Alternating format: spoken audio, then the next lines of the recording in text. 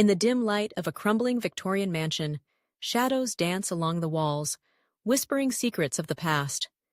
This is the setting where the tale of Elizabeth, a woman who believed she was a vampire, unfolds. Born in the late 19th century, Elizabeth was a product of her time, a time steeped in superstition and the macabre.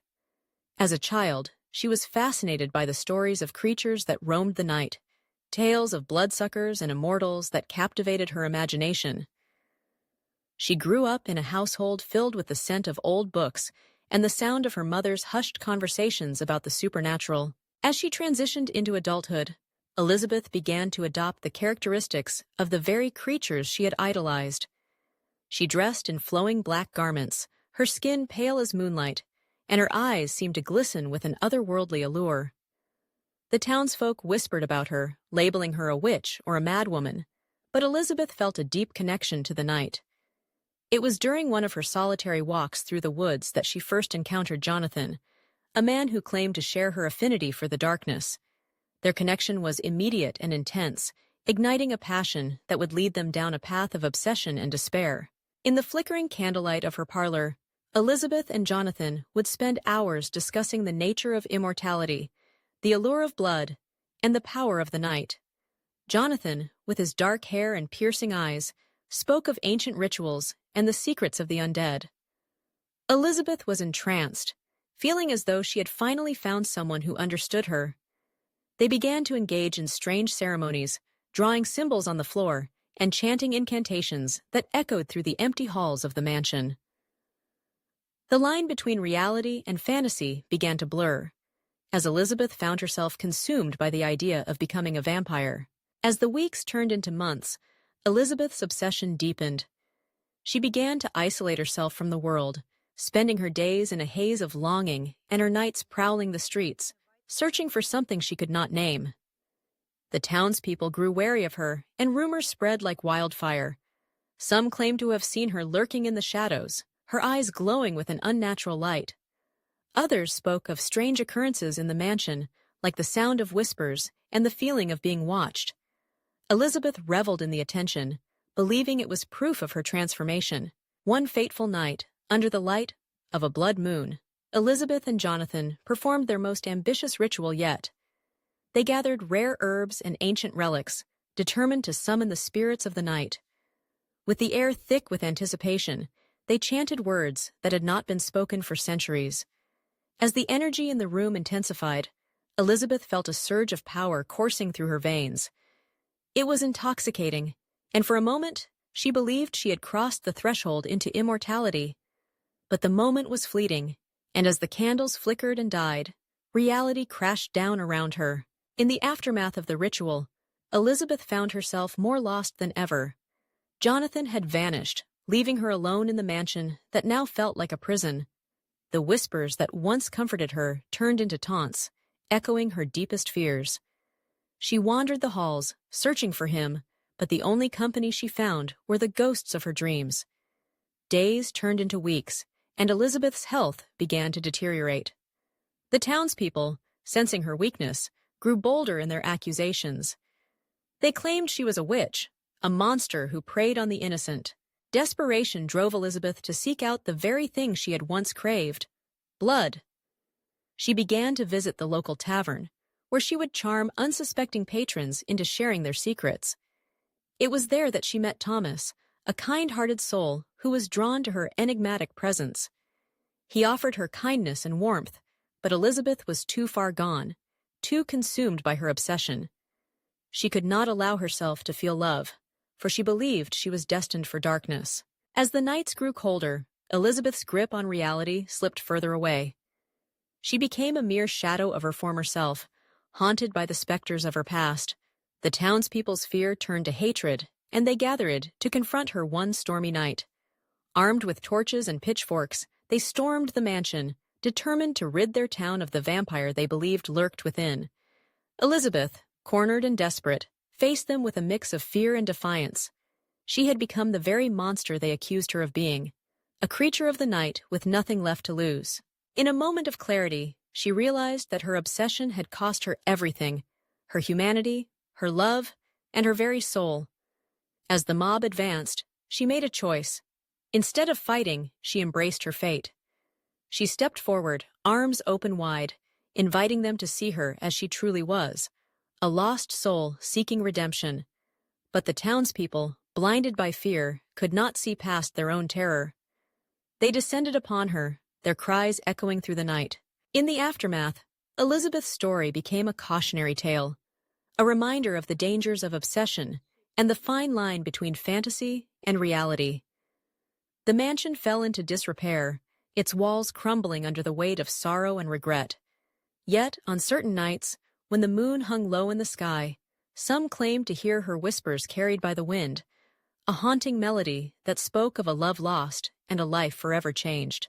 In another part of the world, in a bustling city filled with life and noise, lived a man named Victor. Unlike Elizabeth, Victor was not a product of superstition, but a modern-day vampire, one who had embraced the lifestyle in the age of technology. He had discovered the subculture that celebrated the vampire mythos, a community that found solace in the darkness. With his sharp cheekbones and an affinity for the dramatic, Victor thrived in this world, attending gatherings that celebrated all things gothic and macabre. Victor's journey began in his teenage years when he stumbled upon an online forum dedicated to vampire lore. He was captivated by the stories of those who claimed to be vampires, sharing their experiences and rituals.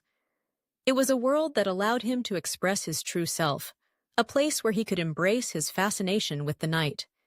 He began to adopt the aesthetic, dressing in black leather and adopting a persona that was both alluring and mysterious. As he delved deeper into the community, Victor met others who shared his passion. They gathered in dimly lit clubs, sipping red wine and discussing their favorite vampire novels and films. It was in one of these clubs that he met Lila, a woman whose beauty was as captivating as her knowledge of the vampire lore. They bonded over their shared interests, spending late nights discussing the philosophy of immortality and the allure of darkness. Victor and Lila quickly became inseparable, their connection deepening with each passing day. They explored the city together, seeking out hidden gems, from underground art galleries to secret speakeasies. Their nights were filled with adventure, laughter, and a shared sense of belonging that both had longed for. But as their relationship blossomed, Victor found himself grappling with the reality of his desires. He was torn between the fantasy of being a vampire and the reality of living a life filled with love and connection. One evening, as they walked through a moonlit park, Lila confessed her own fascination with the idea of becoming a vampire. She spoke of the freedom it represented, the escape from the mundane world that often felt suffocating. Victor listened, his heart racing as he realized that they were both caught in the same web of obsession. They began to explore the darker aspects of their desires, engaging in rituals that blurred the line between fantasy and reality. As the seasons changed, so did their relationship. The initial thrill of their connection began to wane, replaced by a sense of restlessness. Victor found himself drawn to the darker corners of the vampire subculture, seeking out experiences that pushed the boundaries of their beliefs. He began to attend gatherings that celebrated the more extreme aspects of vampirism, where members engaged in blood rituals and dark ceremonies. Lila, however, struggled to keep up with his ever-growing obsession. The tension between them escalated, and one fateful night, Victor made a decision that would change everything. He invited Lila to join him in a ritual that promised to deepen their bond and bring them closer to the essence of vampirism. The air was thick with anticipation as they gathered with others in a dimly lit basement, candles flickering like stars in the night sky. As they chanted and performed the ritual, Victor felt a surge of energy coursing through him, a feeling that he believed was the awakening of his true self. But as the ritual reached its climax, Lila hesitated. She felt a deep sense of unease, a warning that this path was not meant for her. In that moment of doubt, Victor's excitement turned to frustration. He could not understand why she would resist the very thing they had both longed for. The rift between them widened, and Lila made the difficult decision to leave, unable to reconcile her love for Victor with the darkness that had begun to consume him. In the days that followed, Victor was left alone to grapple with the consequences of his choices. He had pushed away the one person who understood him, all in the name of an obsession that had spiraled out of control. The nights felt longer, the shadows darker, and the thrill he once found in the vampire lifestyle began to fade. He realized that the fantasy he had chased was not worth the cost of losing someone he loved. Haunted by memories of Lila, Victor sought solace in the very community that had once brought him joy. But the gatherings felt hollow without her laughter and warmth. He began to reflect on the nature of obsession, recognizing that the allure of darkness could easily lead to isolation and despair. In a moment of clarity, he decided to step away from the vampire subculture, choosing instead to embrace the light that had once brought him happiness. In the end, both Elizabeth and Victor's stories serve as reminders of the complexities of desire and the dangers of obsession. Their paths, though separated by time and circumstance, reveal the universal struggle between fantasy and reality, love and longing. Elizabeth's tragic tale echoes through the halls of her crumbling mansion, while Victor's journey leads him back to the light, a testament to the resilience of the human spirit. In a world filled with shadows, both stories remind us that it is the connections we forge, the love we share, and the choices we make that ultimately define who we are.